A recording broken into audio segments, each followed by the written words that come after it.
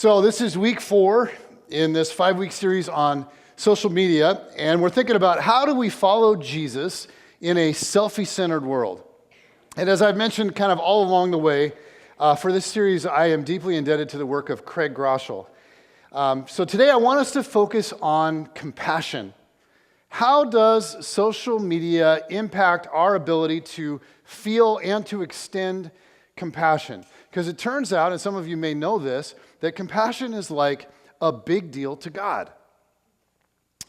But before we think about that, I want us to wrestle with a separate issue, another really huge issue, something that I've been thinking hard about all week.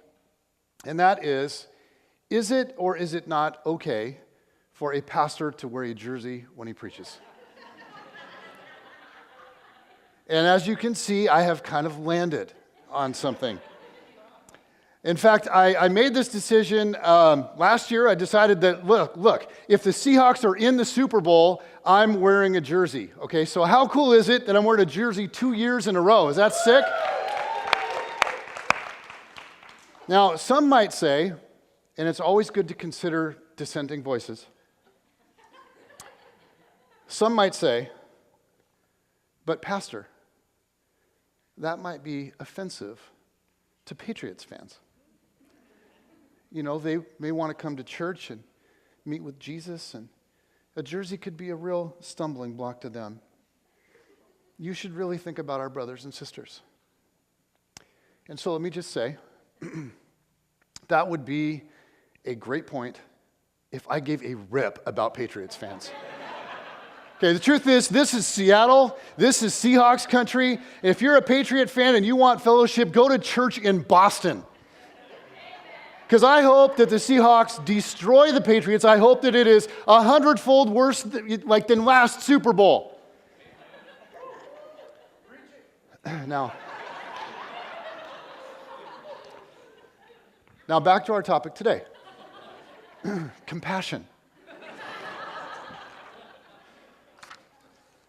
We're thinking today about how social media affects compassion. And by the way, if you're a Patriots fan and you're here today, we love you. Just not today. So compassion, as we know, there are so many ways that social media can mobilize compassion to actually help people make a difference in this world. I mean, we can now raise awareness in huge ways. We can raise awareness for causes or for organizations or for ministries. There's all sorts of different things. We can raise money, and we can involve people so easily. And so when it comes to philanthropy, and caring for hurting people, when it comes to raising awareness and money and even mobilizing large numbers of people, to acts of compassion, social media, as you all know, can be an unbelievably great tool. At the same time, due to some factors that we're going to look at in just a minute, it appears that social media may actually be triggering a decline in compassion. That people are actually caring about other people significantly less than they used to. For example, University of Michigan did a study on 14,000 college students between the years 1979 and 2009. Okay, so 3 decades of research on college students. And what they found is that in the last 30 years, there has been a 40% drop in empathy. 40%. Okay, so we're concerned about other people 40% less than we were 30 years ago. So, we're less likely to try to see things from other people's perspective. We're less likely to have concerned feelings for people that are less fortunate. And Sarah Conrath, a researcher at the University of Michigan, part of the Institute for Social Research, notes, we found the biggest drop in empathy after the year 2000. Now, the big debate is, of course, why? Why is this happening? A 40% decline in empathy is, you think about that across a culture, that is massive. The social implications are huge. And so naturally, we want to know, the big question is, what's causing this shift in our culture? And there are a lot of different theories, but sociologists are now suggesting that one of the top contributors to this is the rise of social media. So I want us to think for a few minutes about why that might be. And here are 3 suggested reasons that social media might be causing us to care less. And the first one is simply this: we're more obsessed with ourselves. Social media can actually train us, and we'll look at how this happens. It can actually train us, like physiologically, to be more self-obsessed.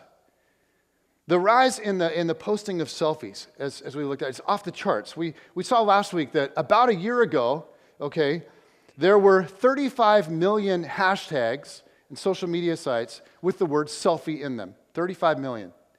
Okay? 1 year later, just a couple of months ago, that rose to 170 million.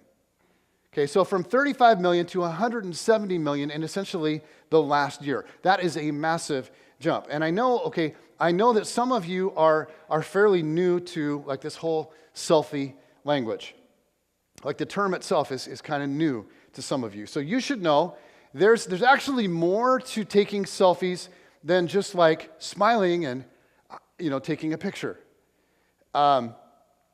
There is the like, here's me smiling selfie, but there's so many other like way cooler selfies. And there's whole categories that have been created around selfies. And so let me illustrate for you all some very common categories of selfies. There's the me with the pet selfie. Looking good with my pet. That's good there. And I don't know. Yeah. So and then we have like a step above that is the me with my pet gone bad. So here we got that, and then there's this one, and to be honest, I'm not quite sure if that's actually a pet. But I'm thinking if that's the zoo, there's liability issues, Then there's the classic, you see these everywhere, the me working out selfie.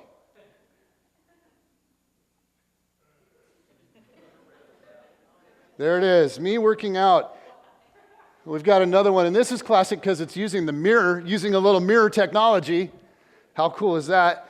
Then there's just the super cool, the old duck face selfie. And these are just, wait a minute. Yeah, the duck face selfie. There it is. We've got, it always looks better on women for some reason. We've got, there it is.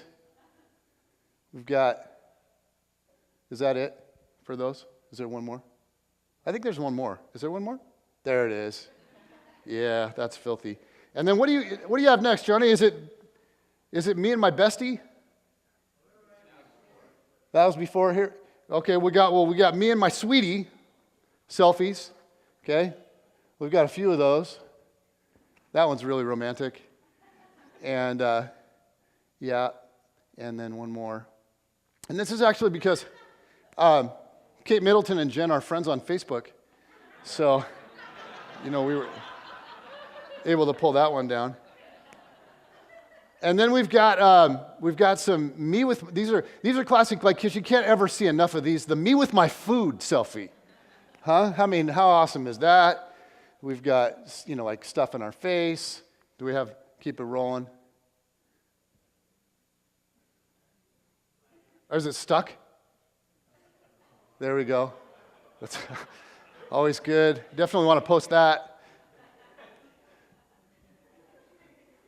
Yeah, baby. We've got the me with the kids selfie. Okay. Gonna fly through those. We've got that's classic. We've got the at the game. Okay, you got to check me out at the game selfie. That's a huge genre of these bad boys. Yeah, there we go. Some people may know them. There's the at Disney. I mean, if you go to Disney, you got to have the at Disney selfie. Okay, got a few of those. And then there's and I think this one's a little weird, but you can see these out there. There's the looking good at the funeral selfie.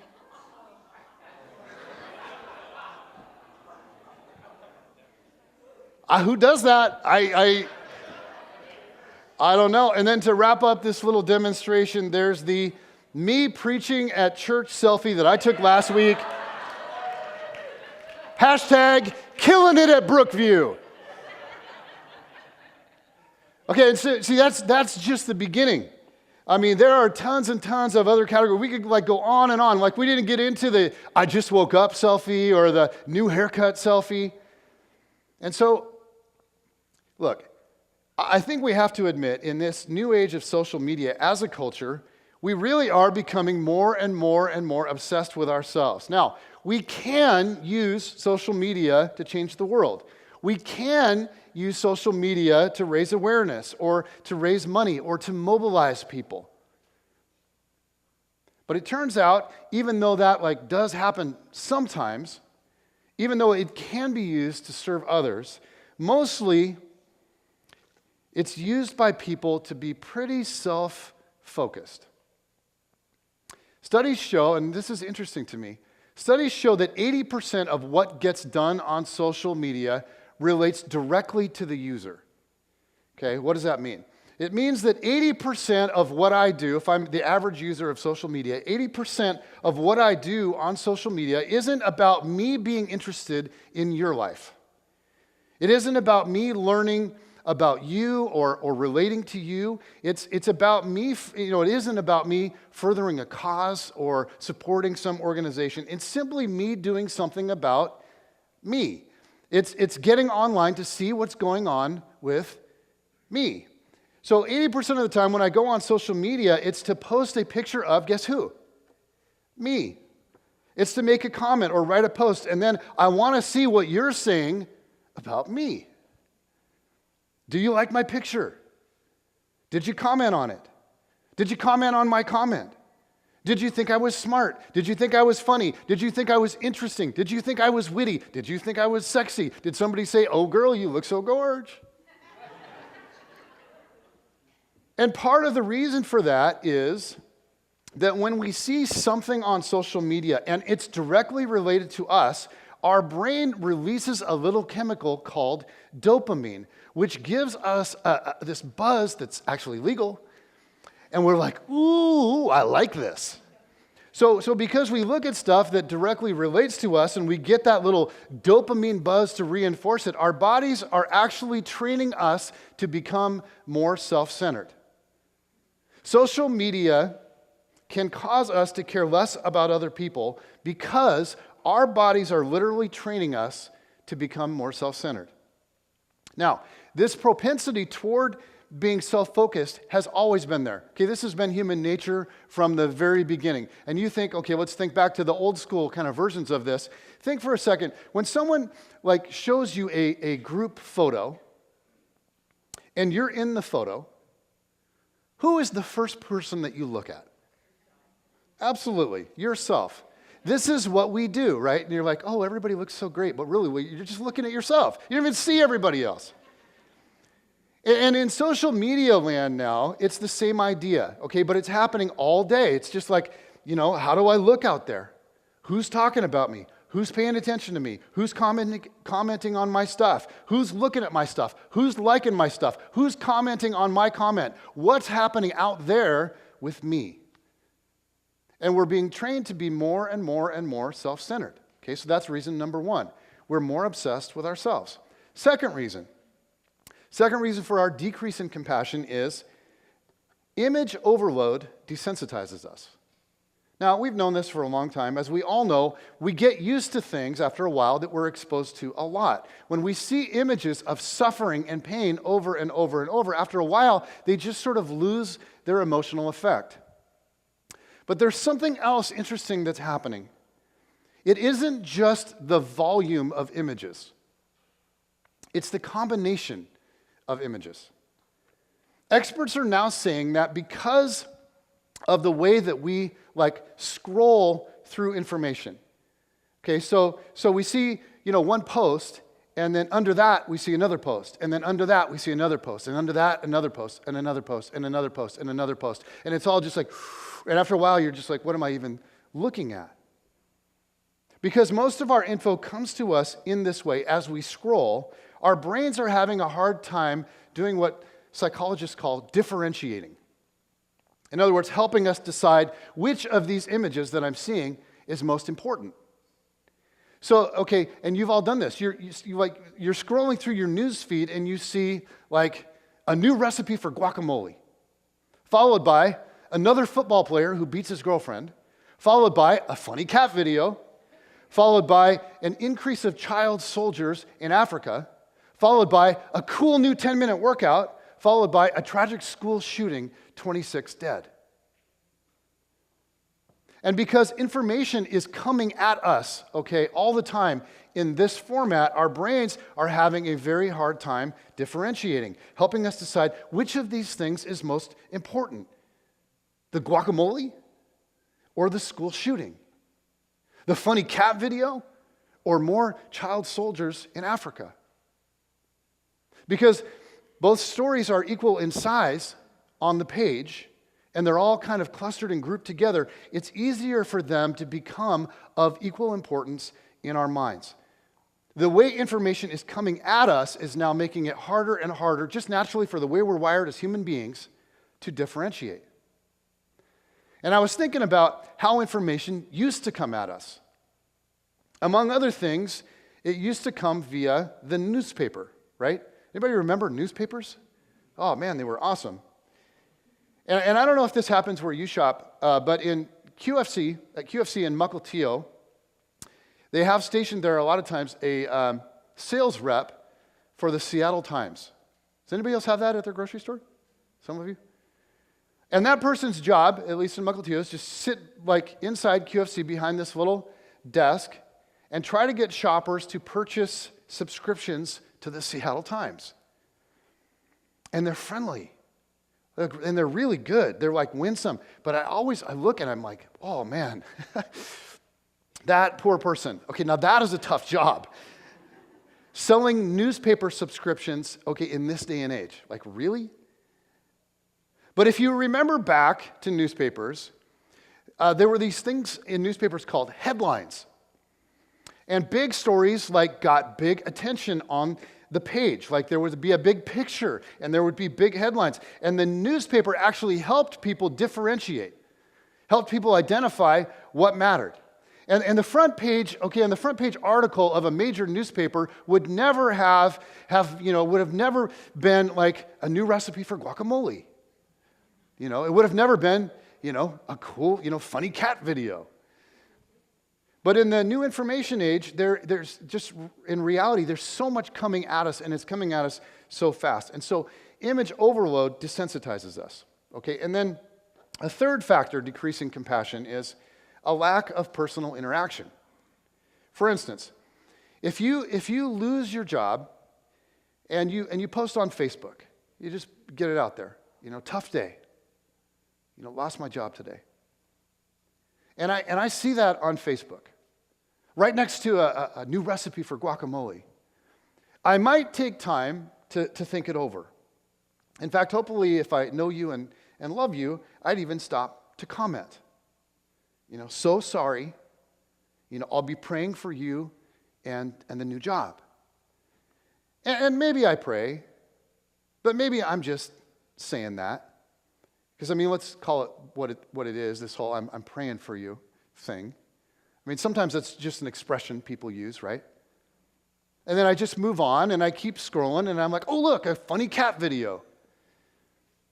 But see, if I were to sit down with you, if I heard you describe what it felt like when your boss called you in, if I heard the emotion in your voice, if I listened to you through tears describe what you're afraid this is going to now mean for your family. It means maybe moving to a different house, it means maybe a completely different school system for the kids, maybe means having to start over with a completely different kind of career. Maybe your wife can't stay home anymore. See, if I have that personal interaction, I might do a whole lot more. It might be a whole lot more invested than just making a kind of a lame comment. and then, starting to think about guacamole. It's so much easier to just sort of disconnect from a distance. And when we relate so much through social media, we actually end up caring less. Several months ago, Jen came across an interesting Facebook post, and this is not from someone in our church or anybody that you guys would know at all, and hopefully we have the names marked off on this. But I wanted to share this. I just thought this was interesting. Do you have that, Johnny? So she says, it was exciting and short-lived. God had other plans for our family, and baby number 4 didn't make it. Thanks, everyone, for always loving and encouraging us, and your kind words always. Love you all. Now, I look at that and I go, hopefully they, had some face-to-face conversations with their family and their parents and people that love them. Hopefully this is not the way they were getting that information. But what I find interesting is, there's 40 comments, but how ironic is this? 2 people liked this. Is that weird? 2 people liked this. So they read it and they were like, here, I know what will encourage them. I'll like it. Just lost our baby. That's weird. And it seems that part of the reason why we're losing compassion is simply like logistical. It is the natural result of a lack of interaction. When we don't see people face to face, we care for them less. And if the primary way that we're communicating more and more and more is through social media, we are bound to experience a decrease in compassion. And here's the thing, in our age of social media, in a time when compassion is massively on the decline, as followers of Christ, compassion has to distinguish us. Okay, it has to. And I want to come back to a statement that Jesus made. We looked at this a couple of weeks ago.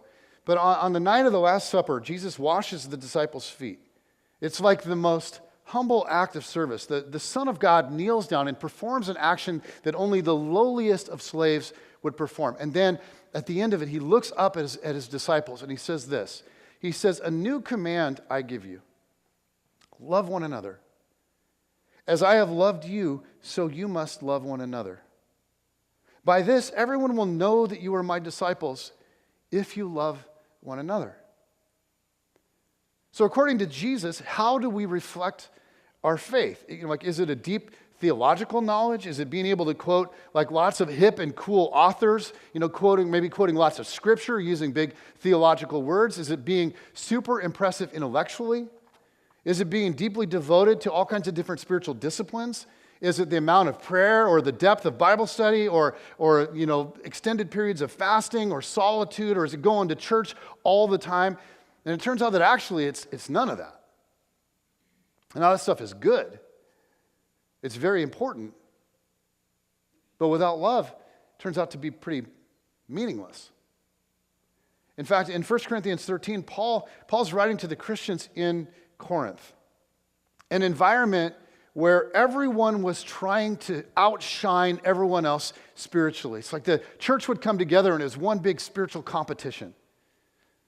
And so Paul says, addressing what was considered to be super spiritual in that church in Corinth, Paul says this. He says, writing to them, "If I speak in the tongues of men or of angels, but do not have love, I am only a resounding gong or a clanging cymbal. If I have the gift of prophecy and can fathom all mysteries and all knowledge, and if I have a faith that can move mountains but do not have love, I'm nothing. If I give all I possess to the poor and give my body over to the hardship that I may boast but do not have love, I gain nothing." Paul says if we're not actively loving people, then none of the rest of the spiritual stuff that we're pretty sure is super impressive amounts to a hill of beans. Without love, it's nothing. And the thing you all know, but I want to make sure that we're thinking about today as we wrestle through this, is that compassion at its true core is not a feeling. It's an action. I mean, true compassion requires action. Now, let me say that again. True compassion requires action. In the Bible, the Greek word that's translated as compassion is pretty cool sounding. It's really cool sounding.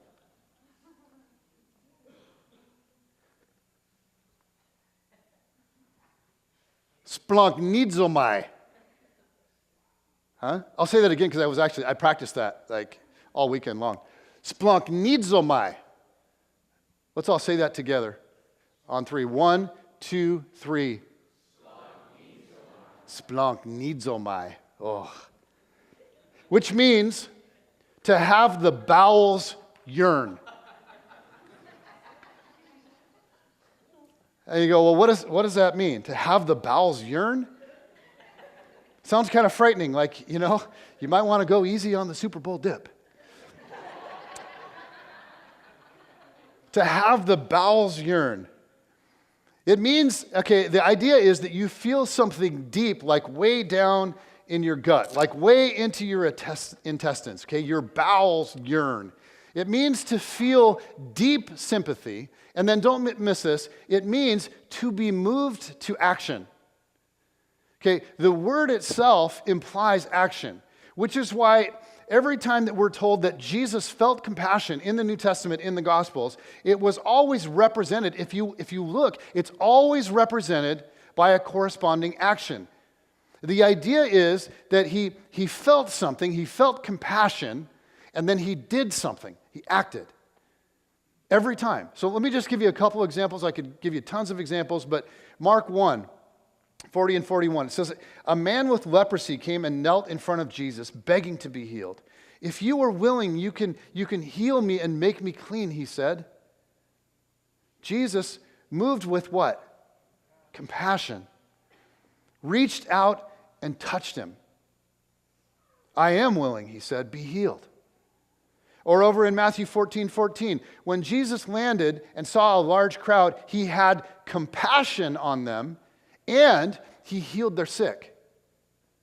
He didn't say, hey, boy, I'm really feeling for you guys, be praying for you. He was moved to action. Matthew 20:34, when some blind guys were crying out to Jesus, what did he have? It says Jesus had compassion on them and touched their eyes. True compassion, built right into the word, right into the meaning of the Greek word, true compassion requires action. But what happens so often is that we see something on Instagram or we see something on Facebook, somebody's going through a really hard time, and so what do? Well, apparently, we click like. Ironically, we like that they're going through a hard time because liking it means I like your post, and so see, I'm caring about you. That is not true compassion. Compassion isn't clicking. Compassion is acting. Compassion isn't liking a post, it's loving a person. It's being moved from the depths of within you to get outside of yourself and get involved, like really get involved in the life of someone else. Compassion is one of the most beautiful things on the planet. When we see compassion being genuinely extended, it's one of the most powerful things in our world. But true compassion, as you all know, isn't cheap and it's not easy. It isn't something that we do quickly, and it isn't something that we do without effort. It's not best done by just sort of clicking around. And so to close this message out, I want to give you 3 things that compassion does. Okay, and the first is that it gets interrupted. One of the things that's kind of annoying about compassion is that the opportunities to give it rarely come at a convenient time. Like if you're going to be a person of deep compassion, you have to be willing to be interrupted. And you think about this, have you ever noticed how often Jesus got interrupted in his ministry? I mean, when you think about it, looking at it from one perspective, it's like his entire ministry was just one long series of interruptions. You think about it, he's at this beautiful formal dinner one night with the Mucky Mucks. And he's interrupted by a sinful broken woman. Another time, he's trying to leave Jericho, and he's interrupted by a blind man. One time, he was on his way to speak to this massive crowd, huge crowd gathered, which, and okay, you think about Jesus' line of work as a rabbi, that's a pretty big deal, right? But he's interrupted on the way by a man named Jairus. So he goes out to help him. And while he's doing that, while he's on his way to go help Jairus, he's interrupted by a woman who's been sick for 12 years. So it's like a double interruption. He's interrupted by lepers. He's interrupted by children. Hanging on the cross, there's one more person who asks him for a favor. Another interruption. Jesus, remember me when you come into your kingdom.